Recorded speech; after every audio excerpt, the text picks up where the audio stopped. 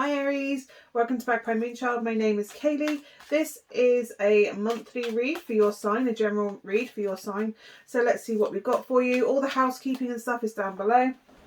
Let's see what we got for your first week of May. You have the Queen of Cups. The Queen of Cups to me is that kind of when you get with your friend and you have a cup of tea or a glass of wine, or I don't know, you meet up with each other somewhere and you kind of get together socially and just kind of set the world to rights. Like you get to process things that are going on. I mean, obviously we haven't had a lot of time to be in that environment where we socially interact together in that way with a cup of tea.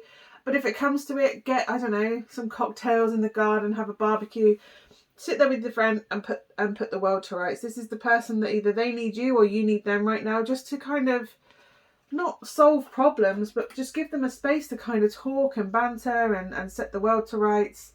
Yeah, and it kind of feels like that's going to kind of calm and soothe both of you, as much as it kind of like just by well, you know what it's like, you get together with your friends and you have a natter and you share what's been going on, and just by getting it out and processing it with your friend, they don't even tell you what to do, you just kind of work through it just by talking. Yeah, it's a lovely energy, just being with your friend and setting the world to rights. What have we got for the second part?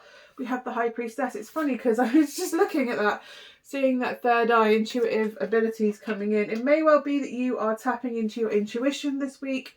The High Priestess is all about listening to your intuition, not getting involved in drama, because I kind of feel like by processing this, you're in a more calm place, balanced place, which means that you just don't want to deal with drama. You want to stay where you are. But yeah, the High Priestess is all about knowing things. You just know. You don't know why you know what you know, but you know that you know what you know. And if that made any sense. And that is what she's all about. She doesn't have, if you look, there's no secrets. There's nothing to hide. She just is who she is. She doesn't get involved in drama. She's quite detached emotionally. Like she doesn't, I mean, she cares that obviously things flow properly and everything's, but she's not too concerned with it. It's more to do with the spiritual, your connection to spirituality, trusting your intuition. And you may kind of just have, I would say with the cups energy there as well, pay attention to your dreams this week or this month. See if there's a pattern coming through, because there's a message trying to come through to you. But yeah, it could well be that you're stepping into your intuitive, psychic, spiritual energy, the beginning part of this month. But that kind of comes from this balanced emotional place. Yeah, I like it. There's no real drama, and if there is, you're just rising above it. You don't even want to know. But yeah, I kind of feel like you know something's coming in, and then it does. Let's see, what have we got for the third week of this month? We have the Tower. And the Tower can be awful. The Tower can be painful. I think you kind of know this is on the horizon. You know something's coming up. You know something big's coming in. And it's the Tower. The Tower's coming in. It's a big shake-up of... and the Tower, yes, it can be terrible. It can be painful. I mean, often there is clearly trauma attached to that, but those are the like three swords going through the heart.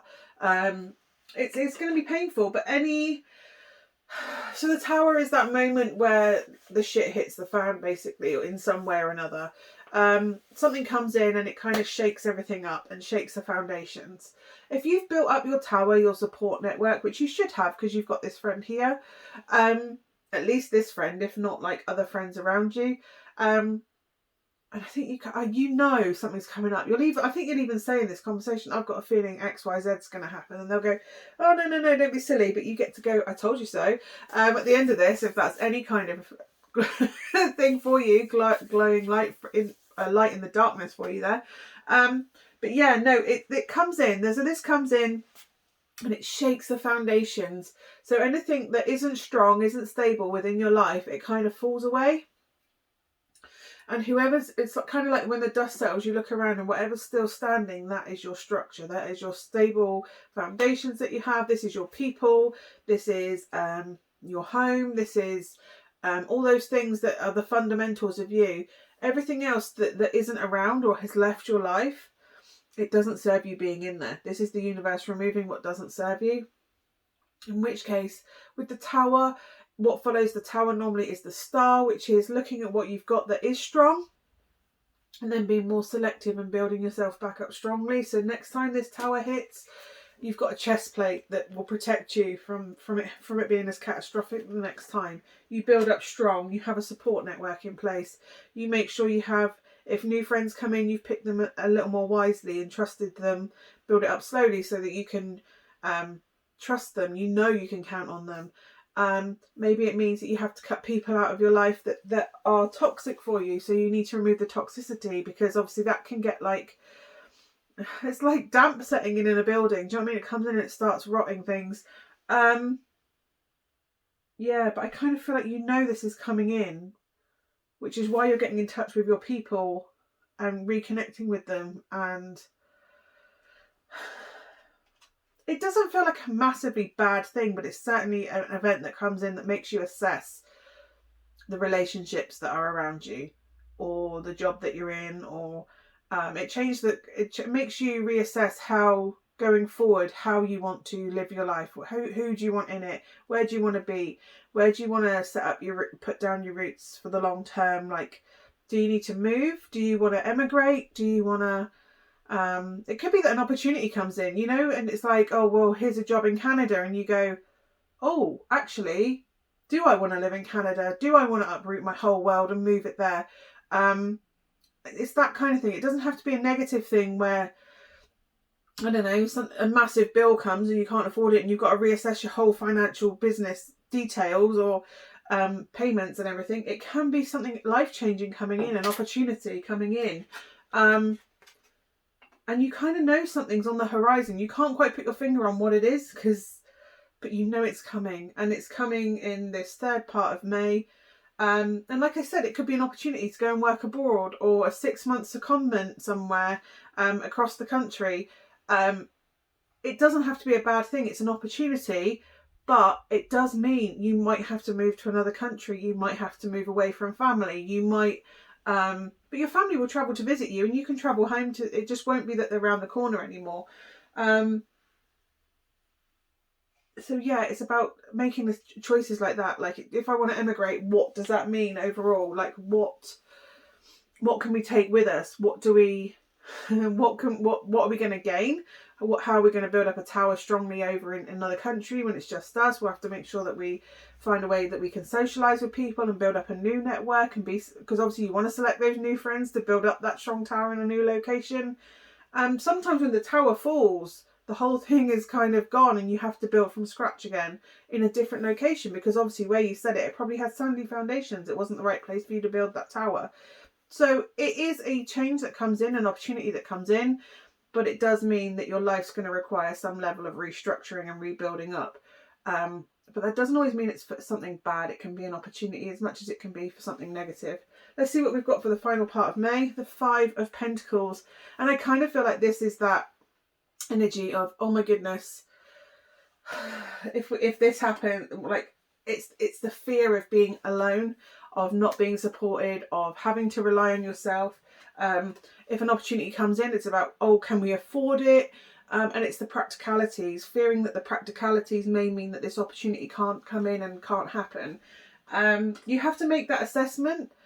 The 5 of Pentacles is also someone out in the cold, but they're not asking for help. By sounding out and asking people if they have experience, if it is to do with, say, emigrating to Canada, put a message out on your Facebook, or if you don't want people on your Facebook to know yet, go into a group where you know nobody is and just say, does anybody here live in Canada, or has anybody emigrated to Canada? For example, I'm in a planner group, and if I ever want to know anything, I put it in that planner group, because not too many of my friends are in it, and the ones that are my close friends, so they would know anyway. So it's this, you're not alone, you're not isolated, it's not despondent right now. There are opportunities out there.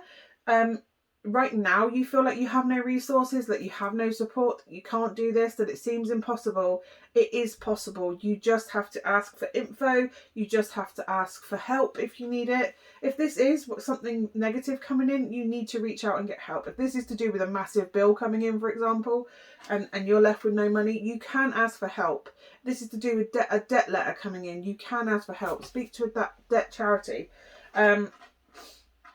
an independent one, not one that's going to charge you money on top. There is help out there. You just have to ask for the resources, and the information or the help, the support will be brought into you. Your overall energy for the month is the Knight of Swords. There is communication coming in, an opportunity coming in that you have to think about and consider. It's about gathering information on whatever this is coming in. It's about researching, communicating, getting all the information you can, talking to someone. There's spirit around you, by the way, in case you're wondering. There's somebody around you on the other side that is supporting you at this time. Look out for signs from them. And feel free to talk to them. If you think you know who they are, just talk to them. And equally, if there is somebody on the other side that you could really do with their support, call them in, speak to them, say, I really need you right now, Nan, or I really need you, Grandad, or whoever. But yes, this is about research, finding out more information so you can make an informed decision based on you have to assess what's gone on. You have to assess the situation. If it's an opportunity, you need to find out more information about that opportunity. What does that entail? So you can only make a decision whether to take that or not based on the information you have. So you need as much information as you can. Equally, if this is a negative one, you need to do an assessment of what you do have at the moment, like what strengths are in your court right now, what do you have in your arsenal right now, and then absolutely go and ask for advice. Go out there and find the help. Research. If this is to do with debt, research debt companies or ways that you can get yourself out of that situation. You're not as helpless in such a helpless situation or desolate situation as you believe you are. You just need to ask for help. You just need to do some research. You just need to contact the right people or find the right people in order to move forward. Also, if you have eczema, make sure you're putting your cream on, because it kind of, I don't have eczema on my arm and it really wants to itch like it's eczema. Yeah, get that checked if it's flaring up. But again, this situation is high stress. I'm not going to lie, whether it's a positive or a negative, that is stress. That will make your eczema flare if you have eczema, because it's a response to a stressor. Anyway, I hope that is of some use to you, Aries. Thank you so much for watching. I will see you again soon. Bye for now.